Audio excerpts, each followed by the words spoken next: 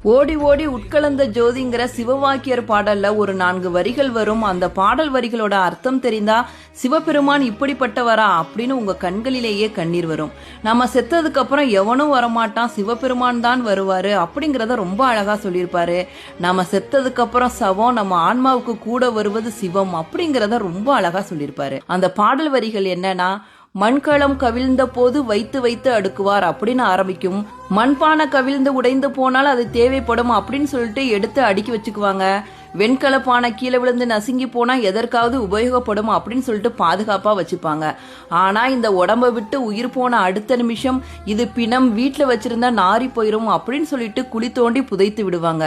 இப்படி ஒன்னத்துக்குமே உதவாத இந்த என்சான் உடம்பு சுடுகாட்டுல கிடக்கிறப்ப அந்த உடம்பு மேல நீ நின்று ஆடிய மாயம்தான் என்ன மாயமோ ஈசனே அப்படின்னு சிவவாக்கியர் எழுதியிருக்காரு. இருந்ததுக்கு அப்புறம் கூட அந்த ஆன்மாவுக்கு துணையாக வருவது சிவபெருமான் மட்டும்தான்.